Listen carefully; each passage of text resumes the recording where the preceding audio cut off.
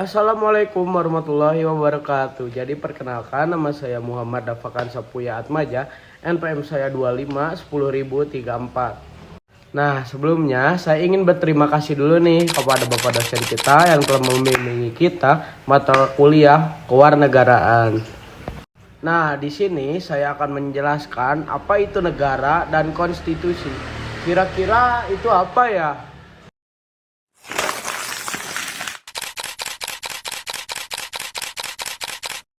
Nah, jadi ada nih menurut Soltow, negara itu adalah sebuah alat atau agensi kewenangan authority yang mengatur persoalan di lingkungan masyarakat.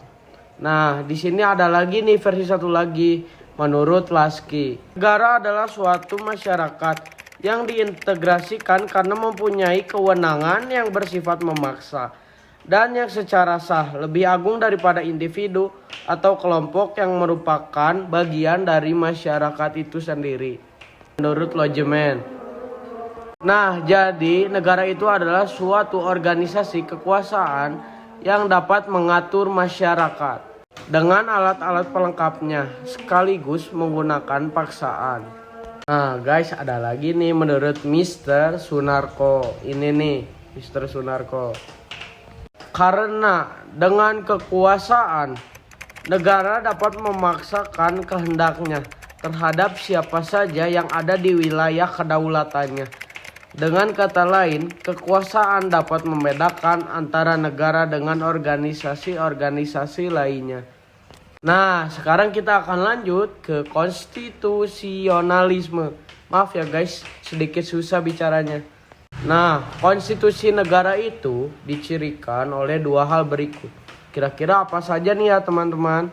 Dua ciri-ciri tersebut. Konstitusi itu membatasi kekuasaan pemerintah atau pemerintah agar tidak sewenang-wenang terhadap warga negaranya. Perlu dicatat guys, itu nomor satu dulu ya. Yang kedua, konstitusi itu menjamin hak dasar dan kebebasan untuk warga negara. Konsep konstitusi yang pertama, konstitusi adalah peraturan dasar yang membentuk negara. UUD merupakan terjemahan Belanda dari kata grondwet. Grond artinya bawah atau dasar, wet artinya undang-undang. Konstitusi juga dapat dijadikan menjadi hukum yang mendasar. Jadi kesimpulannya, pengertian konstitusi meliputi konstitusi tertulis atau yang tidak tertulis. Nah, UUD itu termasuk yang tertulis ya guys, perlu dicatat. Nah, pas zaman kalian sekolah nih SMA kan, kalian inget gak? UUD 45 alinea keempat itu apa? Coba kalian jawab. Yang alinea keempat itu apa bunyinya? Maka disusunlah kemerdekaan kebangsaan Indonesia itu dalam suatu undang-undang dasar negara Indonesia. Nah, di sini mungkin ada yang bertanya, fungsi konstitusi itu apa? Di sini saya akan jawab. Fungsi konstitusi, setiap negara di dunia ini memerlukan UUD, konstitusi sebagai landasan atau aturan dalam menjalankan roda pemerintahan negara, supaya setiap penyelenggaraan negara dan warga negara tahu batas-batas dan kewajibannya masing-masing. Ya guys, di sini kita pindah tempat dulu karena di luar banyak suara motor dan suara hujan. Nah guys, di sini aku akan menjelaskan makna dari alinea-alinea di pembukaan Undang-Undang Dasar. Makna alinea pertama, mengandung dalil objektif, yaitu penjajahan tidak sesuai dengan peri kemanusiaan, dan juga memiliki kalimat subjektif, yaitu bangsa Indonesia sendiri berusaha melepaskan dari penjajahan, ikut berpartisipasi dalam bangsa untuk melepas dari penjajahan.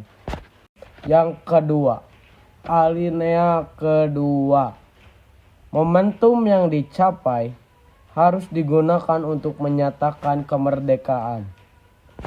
Alinea ketiga, yaitu sifat bersyukur dan takwa rakyat Indonesia atas berterima kasih kepada Tuhan Yang Maha Esa sehingga terjadinya kemerdekaan.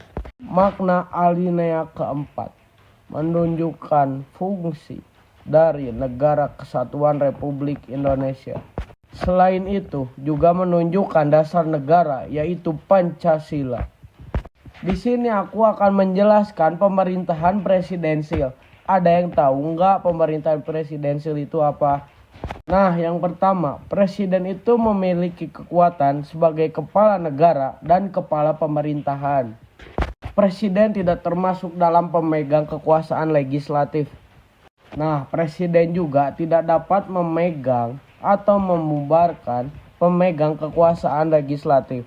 Nah, sekarang bagian parlementer. Ada yang tahu nggak apa itu?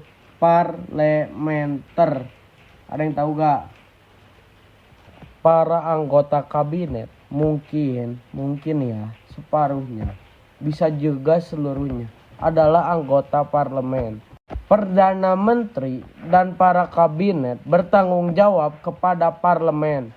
Kabinet yang dipilih oleh Perdana Menteri dibentuk berdasarkan kekuatan-kekuatan yang menguasai parlemen.